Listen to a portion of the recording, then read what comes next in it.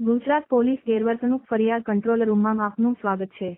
Welcome to the Gujarat police misconduct complaint control room.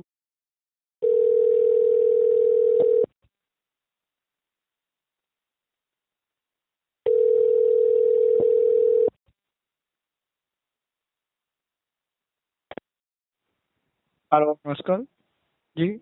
સાહેબ યોગીરાજભાઈ બોલું. જી જી. હમણાં ફોન કપાઈ ગયો હતો, બીજા ભાઈ હારે વાત થઈ, તમારી હારે વાત થઈ ખબર નથી. એ જામનગર એલસીબી ના પીઆઈ વિરુદ્ધ ફરિયાદ કરવાની છે. હાજી જણાવ. એ અમે 20/4 અને 20/5/25 લગભગ ફરિયાદ કરેલી છે ડીજીપી ઓફિસમાં મેલ દ્વારા જી. કે આપણે જે પીઆઈ ની બધા વિરુદ્ધ છે ને એ ખોટી તપાસ કરે છે અને ફરિયાદીનું નિવેદન લેતા નથી. બરાબર. તો એની હજી અત્યારે મને જોડિયા પોલીસ સ્ટેશનમાંથી હમણાં અહીંયાના ટાઉન બીચ જમાદાર કનુભાઈ નો ફોન આવે છે કે એ લોકોએ નિકાલ કરી નાખ્યો છે. ફરિયાદીનું નિવેદન જ નથી લેવાનું. જી. બરાબર. અને અગાઉ જે નિવેદન લેવા ગયા છે એનું ટાઈપ કરીને મને કઈ મોકલાયું નહોતું અને કઈ મારી સહી એમને લઈને વયા ગયા હતા એ લોકો. બરાબર. ને આખી નિવેદન ખોટું નોંધ્યું હતું એટલે મેં સહી કરવા ના પાડી. તો મને કે અત્યારે તમે કરજો, મેં ટાઈપ કરીને મોકલાવતી, પછી હવે તમે કે સહી કરી અને સ્કેન કરીને અમને મોકલજો. અને અમારી સામે કોઈના નિવેદન લીધા નથી એલસીબીએ. અમે જયારે નિવેદન લેવા માટે કીધું તો ના પાડી અને અમારી પાછળથી નિવેદન લઈ લઈએ છીએ અને એમ મોકલી દે છે કે આ ભાઈ ખોટી ફરિયાદ કરેલી છે. જી. આપણે ફરિયાદ કેની છે?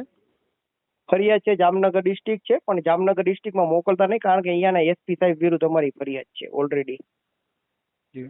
જેની તપાસ અહીંથી ગઈ હતી, રેન્જ આઈજી ઓફિસમાં ગઈ હશે અને અહીંયાથી જામનગર એલસીબી ને સોંપવામાં આવેલી હતી અમારી ના પાડવા છતાં અગાઉ 2-3 વખત.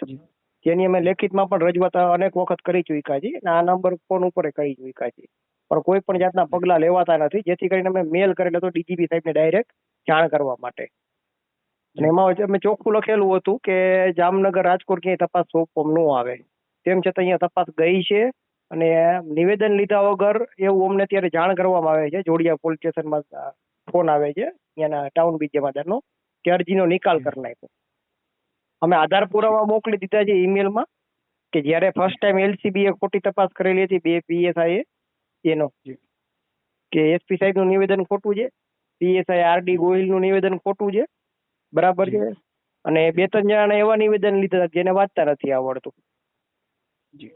બરાબર. ટૂંકમાં મારી વાંહેથી બધું કરાવે છે, ફરિયાદીનું નિવેદન લેવામાં આવતું નથી ને એમને અરજીનો નિકાલ કરી દઈએ છે. અને અમારી રિક્વેસ્ટ એ જ છે કે ડીજીપી ઓફિસમાંથી જ તપાસ થાય અવારનવાર, લેખિતમાં પણ આ કરેલી છે. બરાબર. તો મારી એક આ ફરિયાદ લઈને ડીજીપી સાહેબ